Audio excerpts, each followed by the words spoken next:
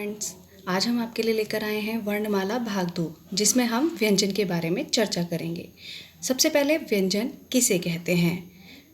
जिन वर्णों का उच्चारण स्वरों की सहायता से किया जाता है उन्हें व्यंजन कहते हैं। व्यंजनों की कुल संख्या होती है 33। व्यंजन को 3 भागों में बांटा गया है: स्पर्श व्यंजन, अंतःस्थ व्यंजन और ऊष्म व्यंजन। सबसे पहले हम स्पर्श व्यंजन के बारे में बात करेंगे। जैसा कि इसके नाम से ही स्पष्ट हो रहा है, स्पर्श व्यंजन, स्पर्श का अर्थ ये हुआ कि जब हम इन व्यंजनों का उच्चारण करते हैं तो हमारी जीभ मुख के किसी न किसी भाग को स्पर्श करती है, इसलिए हम इन्हें स्पर्श व्यंजन कहते हैं। याद रखने वाली बात यह है कि यदि हम व्यंजन के भेदों को क्रम से पढ़ेंगे और समझेंगे तो हम इन्हें ज़्यादा अच्छे से याद रख पाएंगे और हम इन्हें नहीं भूलेंगे। तो सबसे पहले स्पर्श व्यंजन। स्पर्श व्यंजन के बारे में मैं आपको बता दूं कि स्पर्श व्यंजन को 5 वर्गों में बांटा गया है। ये वर्ग हैं कवर्ग, चवर्ग, टवर्ग, तवर्ग और पवर्ग। हर वर्ग में 5-5 व्यंजन होते हैं। कुल मिलाकर 5 वर्गों में 5-5 व्यंजन होने के कारण इनकी कुल संख्या 25 होती है। क वर्ग में आने वाले व्यंजन हैं क, ख, ग, घ, अंगः। च वर्ग में आने वाले व्यंजन हैं च, छ, ज, झ, इयां।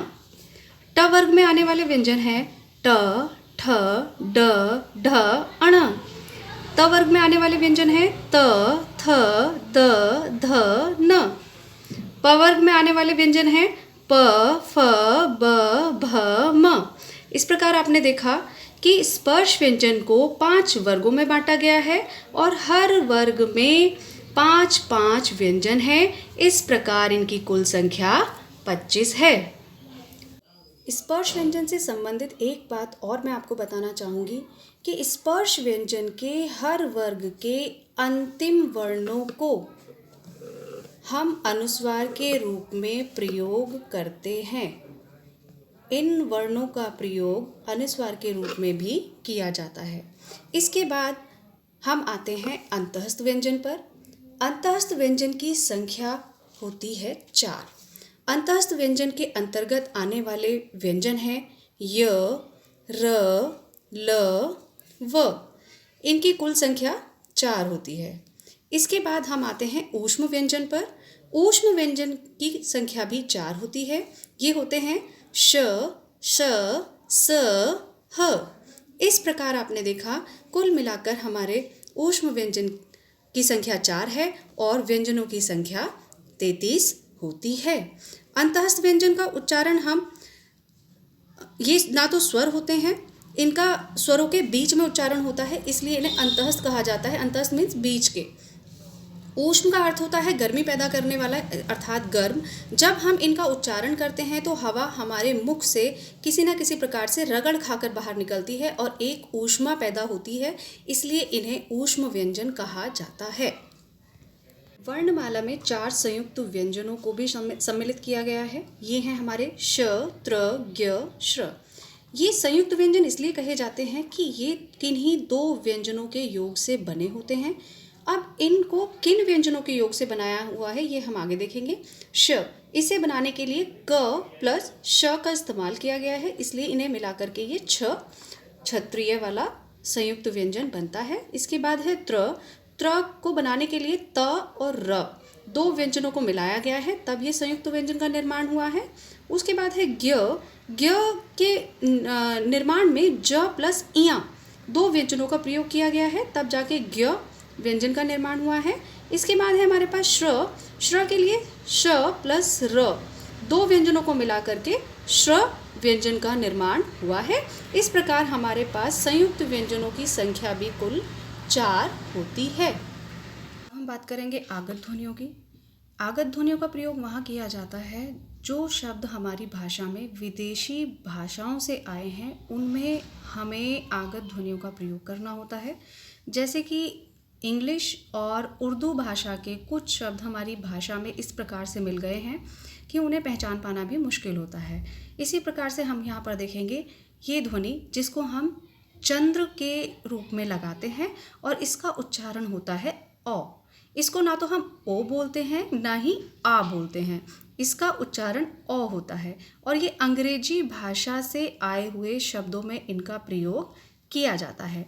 एक हमारे पास होता है नुक्ता, इसका प्रयोग किया जाता है उर्दू भाषा से आने वाले शब्दों में, विशेषकर ज और फ जब किसी उर्दू शब्द में प्रयोग होते हैं तो वहाँ इनके नीचे एक बिंदी लगा करके नुक्ता का चिन्ह लगाया जाता है और इनके उच्चारण में विशेष अंतर आ जाता है।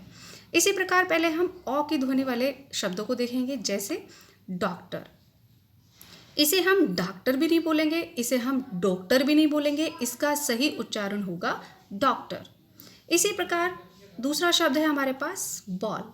इसे ना हम बाल बोलेंगे ना ही बोल बोलेंगे, इस चंद्र के आधार पर हम इसका उच्चारण करेंगे बॉल। इसी प्रकार से हॉस्पिटल, हॉस्पिटल के लिए भी हमें हॉस्पिटल बोलना होता है। हॉस्पिटल भी हम इसका उच्चारण नहीं करते हैं, हॉस्पिटल भी हम इसका उच्चारण नहीं करते हैं। इसी प्रकार से ज और फ की ध्वनि वाले हमारे पास शब्द हैं कागज। अगर हम इसमें नुक्ता नहीं लगाएंगे तो ये होगा कागज, और अगर हमने इसमें नुक्ता लगाया है तो एक विशेष लहर के साथ, वाइब्रेशन के साथ हम इसका उच्चारण करेंगे कागज। इसी तरीके से फौलाद, अगर हम यहाँ पर नुक्ता नहीं लगाएंगे तो ये होगा फौलाद, और नुक्ता लगाने से ये हो जाएगा फौलाद। इसी प्रकार से हमारे पास एक होते हैं द्वित्व व्यंजन। द्वित्व व्यंजन होते हैं जब हम किसी एक ही व्यंजन का दो बार एक साथ प्रयोग करते हैं तो वो द्वित्व व्यंजन कहलाते हैं, जैसे बच्चा, पत्ता, हिस्सा। यहाँ च वर्ण का प्रयोग दो बार किया गया है, यहाँ तय वर्ण का प्रयोग दो बार किया गया है और यहाँ स वर्ण का प्रयोग दो बार किया गया है। इस प्रकार जब एक ही व्यंजन का प्रयोग एक शब्द में दो बार किया जाता है तो वहाँ द्वित्व व्यंजन होते हैं। अगली वीडियो में हम बात करेंगे प्रतियोगी परीक्षाओं में पूछे जाने वाले महत्वपूर्ण प्रश्नों के बारे में, जिसमें हम बात करेंगे व्यंजन के वर्गीकरण, किस आधार पर व्यंजनों का वर्गीकरण किया जाता है, और ये प्रश्न बार बार प्रतियोगी परीक्षाओं में पूछे जाते हैं। तो मिलते हैं अपनी अगली वीडियो के साथ, वर्णमाला भाग 3।